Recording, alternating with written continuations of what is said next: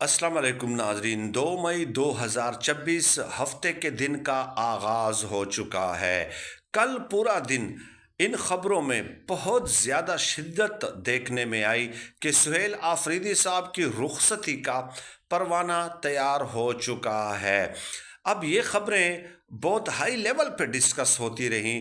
News से related जो groups हैं उसमें बाकायदा सलमान अकरम राजा का नाम इस्तेमाल करके और फोटोशॉप इमेजेस लगा के ये खबरें गर्दिश करती रहीं।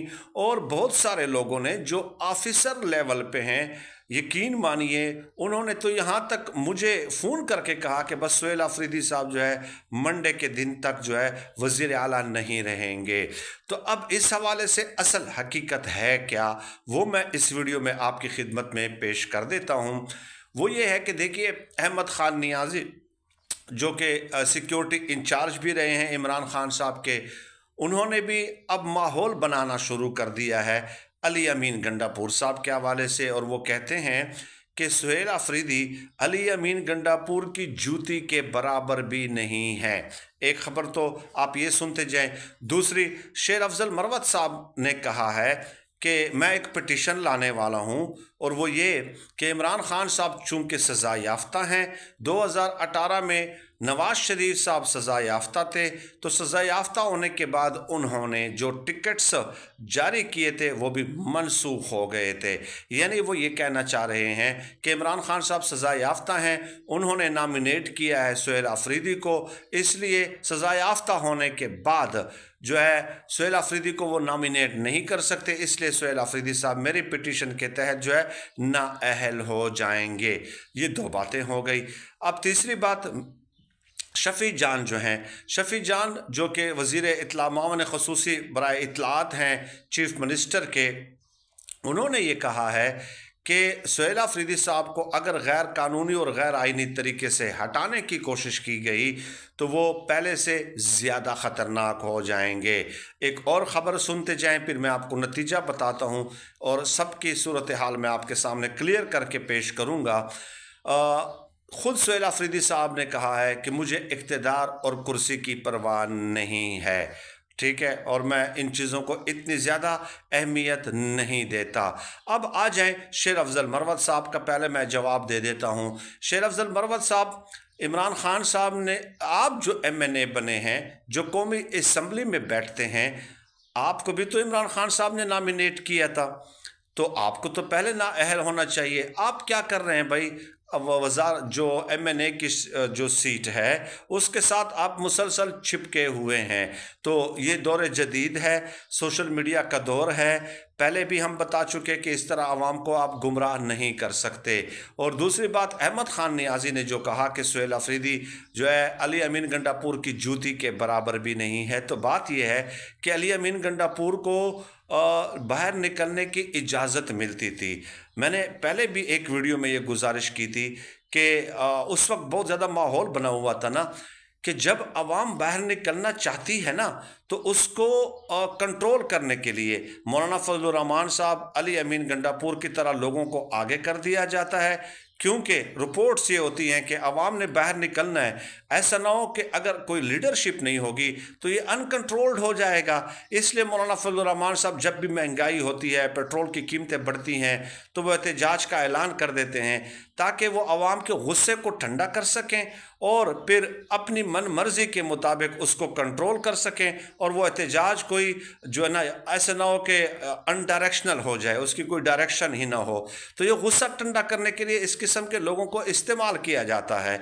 तो अली अमीन गंडापुर को तो लोगों को निकालने की इजाज़त मिलती थी, सुहेल आफरीदी को तो इजाज़त ही नहीं मिलती। लिहाजा दोनों में आप कंपैरिजन नहीं कर सकते। सुहेल आफरीदी साहब पे मैं खुद भी तनकीद करता हूँ, मेरी वीडियोस देख के सबसे ज़्यादा आजकल उनकी खामोशी पे और जो मुअस्सर हिकमत अमली उनके पास मौजूद नहीं है, उस हवाले से तो मैं भी सवालात उठाता हूँ, लेकिन अली अमीन गंडापुर के साथ उनका कोई कंपैरिजन नहीं बनता। ये जो खबरें हैं, अब उसमें फिर आ गए बैरिस्टर गौहर साहब। बैरिस्टर गौहर ने कहा کہ ان کے خلاف جو مہم چلائی جا رہی ہے سہیل آفریدی صاحب کے خلاف وہ ناکام ہوگی. سہیل آفریدی ہی وزیر اعلیٰ برقرار رہیں گے، کیونکہ سہیل آفریدی کو وزیر اعلیٰ کسی اور نے نہیں، عمران خان نے بنایا ہے. تو اس کا مطلب یہ ہو گیا کہ افواہیں اس قدر زیادہ ہو گئی تھی، جیسے کہ میں نے ابتدائیے میں آپ کو بتایا کہ خود بیرسٹر گوہر کو آ کر وضاحت دینا پڑ گئی. اب یہ جو خبریں ہیں کہاں سے آئی ہیں؟ اس کا مطلب یہ ہوا کہ سہیل آفریدی کے خلاف ایک منظم جو ہے کمپین چلائی گئی ہے نا، تاکہ ان کو اب وجہ کیا ہے اس کی؟ کیا سہیل آفریدی نے کوئی ایسا پلان بنا لیا ہے، یا سہیل آفریدی صاحب کیا کنٹرول میں نہیں آ رہے، یا کوئی ایسا حکمت عملی بنا لی ہے کہ جس کی خبر اگلوں تک پہنچ گئی ہے اور وہ اس سے پریشان ہیں؟ تو کیا وجہ ہو سکتی ہے؟ یہ تو کچھ دنوں میں اس کا ڈراپ سین آپ کے سامنے پیش آ جائے گا، لیکن فی الحال ایسی کوئی خبر نہیں ہے کہ سہیل آفریدی صاحب کہیں جا رہے ہیں. اور باقی رہی علی امین گنڈا پور کے آنے کی بات، تو یہ خالہ جی کا گھر نہیں ہے بھائی. عمران خان صاحب ابھی زندہ ہیں، اللہ پاک انہیں لمبی زندگی دے. عمران خان صاحب نے ہی یہ فیصلہ کرنا ہوتا ہے. ایسا نہیں ہے کہ آپ کرسی سے ایک کو ہٹا کر دوسرے کو آپ بٹا دیں گے. اور ویسے تو علی امین گنڈا پور صاحب نے اس وقت یہ بھی کہا تھا کہ دوبارہ عمران خان صاحب بھی کہیں گے تو میں وزیر اعلیٰ نہیں بنوں گا. لیکن اب ان کے حوالے سے اس مہم کا چلانا، اس کا مطلب یہ ہوا کہ سہیل آفریدی صاحب کچھ ایسا کر رہے ہیں جس سے کسی کو تکلیف ہو رہی ہے. باوجود میرے درجنوں اختلافات کے، تو ان کے خلاف یہ جو پروپیگنڈا ہے ایک محض، اور وہ کہیں فی الحال نہیں جا رہے. اب دوسری خبر سنتے جائیں. مفتاح اسماعیل صاحب بڑا نام ہے اکانومی کی دنیا میں، یقین مانیے، اور بڑے کریڈیبل اکانومسٹ ہیں. انہوں نے ایک خبر دی ہے. انہوں نے کہا کہ دیکھیے، یہ جو پیٹرول آپ 400 روپے کا خرید رہے ہیں، 1 لیٹر پیٹرول پہ حکومت آپ سے 120 روپے ٹیکس لے رہی ہے. 107 روپے تو صرف پیٹرولیم لیوی ہے نا، جو خالصتاً حکومت کا ٹیکس ہے، جس کا انٹرنیشنل مارکیٹ پرائسز کے ساتھ کوئی تعلق ہی نہیں ہے. اور اس کے علاوہ 13 روپے وہ کہہ رہے ہیں کہ مزید. اور اس کے علاوہ انہوں نے کہا کہ ڈیزل بھی آپ 400 روپے کا خرید رہے ہیں، اس کے 1 لیٹر پہ آپ سے حکومت جو ہے 60 روپے آپ کی جیبوں سے نکال رہی ہے، مزید ٹیکس لے رہی ہے. یعنی بین الاقوامی مارکیٹ کے ساتھ قیمتوں سے بھی زیادہ حکومت جو آپ سے کما رہی ہے.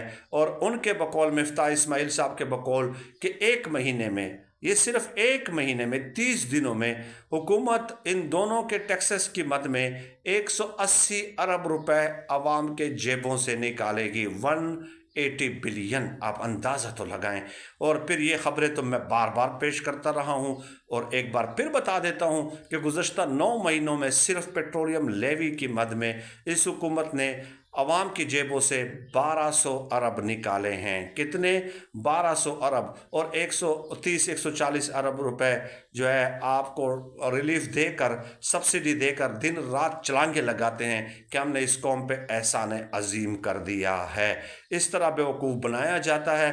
اور شہباز شریف صاحب کے جو تبلچی ہیں، جو خوش آمدی ہیں، جو چاپلوس ہیں، انہوں نے شہباز شریف صاحب کی بڑی مداح سرائی کی ہے. اس میں صحافی بھی ہیں، MPs MNAs بھی ہیں، منسٹرز بھی ہیں، کہ دیکھیں جی، آپ نے عوام کو، قوم کو بہت بڑا ریلیف دیا ہے 6 روپے پیٹرول کی قیمتیں بڑھا کر.